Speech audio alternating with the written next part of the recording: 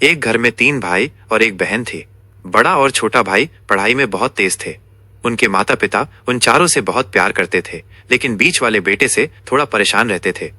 बड़ा बेटा पढ़ लिख कर डॉक्टर बन गया, छोटा भी पढ़ लिख कर इंजीनियर बन गया, लेकिन बीच वाला बेटा चंदू बिल्कुल आवारा और अनपढ़ ही रह गया। सबकी शादी हो गई। बहन और चंदू को छोड़कर दोनों भाइयों ने लव मैरिज की थी। बहन की शादी भी एक अच्छे घर में हुई थी। आखिर उसके भाई डॉक्टर और इंजीनियर जो थे।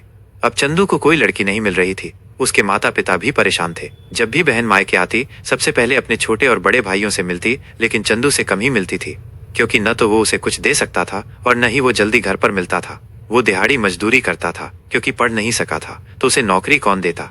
चंदू की शादी किए बिना ही उसके पिता गुजर गए। माँ ने सोचा कि कहीं अब बंटवारे की बात ना निकले, इसलिए उन्होंने अपने ही गांव की एक सीधी सादी लड़की से चंदू की शादी करवा दी। शादी होते ही न जाने क्या हुआ कि चंदू बहुत लगन से काम करने लगा। उसके दोस्त ने कहा, अरे चंदू, आज अड्डे पर आना। चंदू ने जवाब दिया, आज नहीं, फिर कभी। दोस्त ने ताना मारा, अरे तू शादी के बाद तो जैसे बीवी का गुलाम ही हो गया है। चंदू ने कहा, ऐसी बात नहीं है, कल मैं अकेला था, एक पेट था तो अपनी रोटी के लिए कमा लेता था। अब 2 पेट हैं, आज 2 हैं तो कल और होंगे। घर वाले मुझे नालायक कहते थे और कहते हैं। ये मेरे लिए चलता है, लेकिन मेरी पत्नी मुझे कभी नालायक कहे तो ये मेरी मर्दानगी पर एक भद्दी गाली होगी, क्योंकि एक पत्नी के लिए उसका पति उसका घमंड, इज्जत और उम्मीद होता है। उसके घर वालों ने भी तो मुझ पर भरोसा करके ही अपनी बेटी दी होगी। मैं उनका भरोसा कैसे तोड़ सकता हूँ। कॉलेज में नौकरी की डिग्री मिलती है, लेकिन ऐसे संस्कार माँ बाप से मिलते हैं। इधर घर पर बड़ा और छोटा भाई और उनकी पत्नियां मिलकर आपस में फैसला करते हैं कि जायदाद का बंटवारा हो जाए, क्योंकि हम दोनों लाखों कमाते हैं जबकि बीच वाला ना के बराबर कमाता है। ऐसा नहीं होगा। माँ के लाख मना करने पर भी बंटवारे की तारीख तय हो जाती है। बहन भी आ जाती है, लेकिन चंदू काम पर निकलने के लिए बाहर आता है। उसके दोनों भाई उसे पकड़कर भीतर ले आते हैं और कहते हैं, आज तो रुक जा, बंटवारा कर ही लेते हैं। वकील कहता है, ऐसा नहीं होता, साइन करने पड़ते हैं।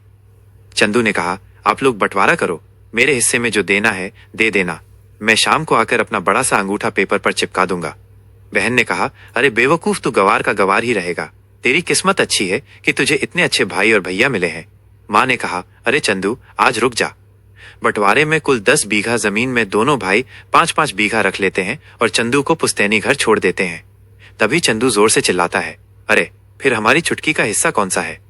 दोनों भाई हंसकर बोलते हैं, अरे मूर्ख, बंटवारा भाइयों में होता है और बहनों के हिस्से में सिर्फ उसका मायका ही है। चंदू ने कहा, ओह, शायद पढ़ा लिखा न होना भी मूर्खता ही है। ठीक है, आप दोनों ऐसा करो, मेरे हिस्से की वसीयत मेरी बहन छुटकी के नाम कर दो। दोनों भाई चकित होकर पूछते हैं, और तू?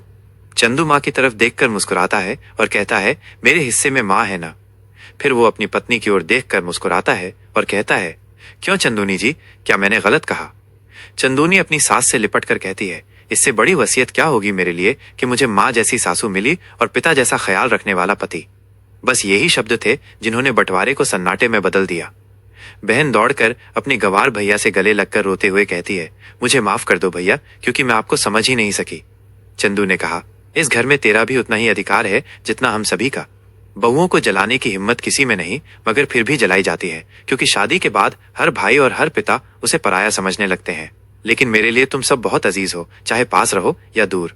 मैंने माँ का चुनाव इसलिए किया ताकि तुम सब हमेशा मुझे याद आओ, क्योंकि ये वही कोख है जहाँ हमने साथ साथ 9-9 महीने गुजारे।